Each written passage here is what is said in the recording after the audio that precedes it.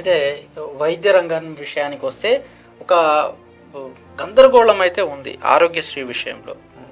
Network ఆసుపత్రులన్నీ ఆపేస్తున్నారు, ప్రభుత్వం నుంచి బిల్లులు రావడం లేదు, పే చేయట్లేదు, మేము ఎట్లా ఇస్తాము అని చెప్పేసి చాలా గోల కూడా జరుగుతుంది. అది పెద్ద ఎత్తున 2 సంవత్సరాల నుంచి ఉంది. అది ఈ పాయింట్ ఏం చెప్తారు అంటే అది చంద్రబాబు నాయుడు గారు హామీ జరిగింది. మరి ఇప్పుడు నెట్వర్క్ ఆసుపత్రులు మూసేస్తాము, మేము రేపటి నుంచి పెట్టము అని చెప్పేసి నోటీస్ ఇవ్వడం, వాళ్ళు బయటికి చాలా జరిగాయి కదా. డబ్బులు ఇవ్వడం లేదు అనేది కాదు, వాళ్ళకి దోచుకోవడానికి ఇవ్వడం లేదు కాబట్టి చెప్తున్నారు. చాలా తేడా ఉంది దీంట్లో.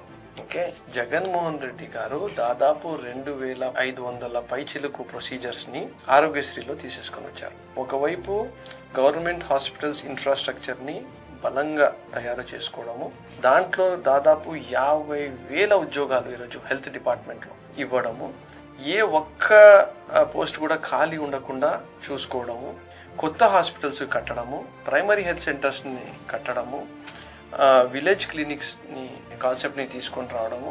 అంటే end to end, from A village to A city, from A village to A government general hospital, district general hospital వరకు ఈ మొత్తం చైన్ ఆఫ్ హాస్పిటల్స్ ని, మొత్తం చైన్ ఆఫ్ ఏదైతే డాక్టర్ నుంచి సూపర్ స్పెషాలిటీ వరకు ఏదైతే ఉందో ఆ మొత్తం చైన్ ని స్ట్రెంథన్ చేశారు జగన్మోహన్ రెడ్డి గారు.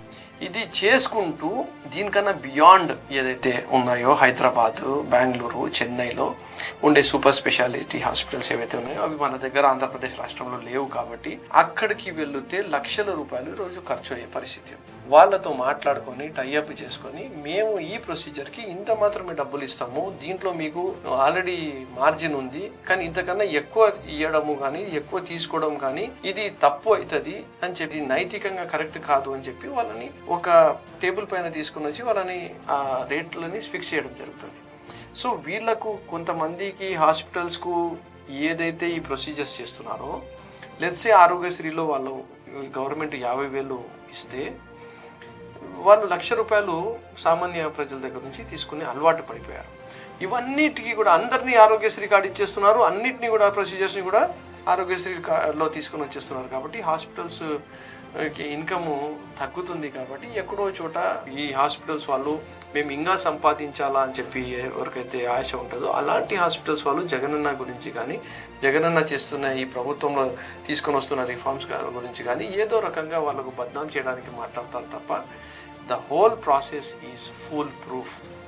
100% వాళ్ళకు థిన్ మార్జిన్స్ ఉన్నాయి, కానీ ఖచ్చితంగా వాళ్ళకు మార్జిన్స్ ఉన్నాయి. మెరుగైన వైద్యం అందిస్తున్నాము, అలాగే ఈ ప్రభుత్వం నుంచి ఇస్తున్న ప్రతి పైసాకి కూడా అకౌంటబిలిటీని పెంచినారు జగన్. సో అయితే next medical colleges, Nandyal medical college, ఆదోనిలో, మా జిల్లాలోని ఆదోనిలో, నంద్యాలలో మెడికల్ కాలేజెస్, ప్రతి జిల్లా హెడ్ క్వార్టర్ లో కూడా ఒక మెడికల్ కాలేజ్ అండ్ దానికి సంబంధించిన జనరల్ హాస్పిటల్ ఉండాలి. ఎందుకంటే పాపులేషన్ గ్రో అవుతున్నాయి, రకరకాల కొత్త కొత్త వ్యాధులు వస్తున్నాయి, దాంట్లో సూపర్ స్పెషాలిటీస్ వస్తున్నాయి. సూపర్ స్పెషాలిటీ డిపార్ట్మెంట్స్ ఉండాల్సిన అవసరం ఉంది, ప్రొఫెసర్స్ ఉండాల్సిన అవసరం ఉంది, డాక్టర్స్ ఉండాల్సిన అవసరం ఉంది. రాష్ట్రం విడిపోయిన తర్వాత మనకు అలాంటి నెట్వర్క్ కానీ అలాంటి హాస్పిటల్స్ కానీ లేవు అని చెప్పి గమనించి ఏ రాష్ట్రంలో ఎక్కడ చేయని విధంగా పార్లమెంట్ కు ఒకటి హాస్పిటల్ ఉండాలా అని చెప్పి జగనన్న ఎంతో సైంటిఫిక్ గా, లాజికల్ గా ఆలోచించి 70 సంవత్సరాల్లో ఎన్ని అయితే హాస్పిటల్స్ కట్టారో, ఎన్ని అయితే ప్రభుత్వాలు వచ్చాయో, 5 సంవత్సరాల్లో అంతకన్నా ఎక్కువ హాస్పిటల్స్ కట్టే ప్రయత్నము జగన్మోహన్ రెడ్డి గారు చేస్తుంటే, జగన్మోహన్ రెడ్డి గారు విజనరీ కాదు,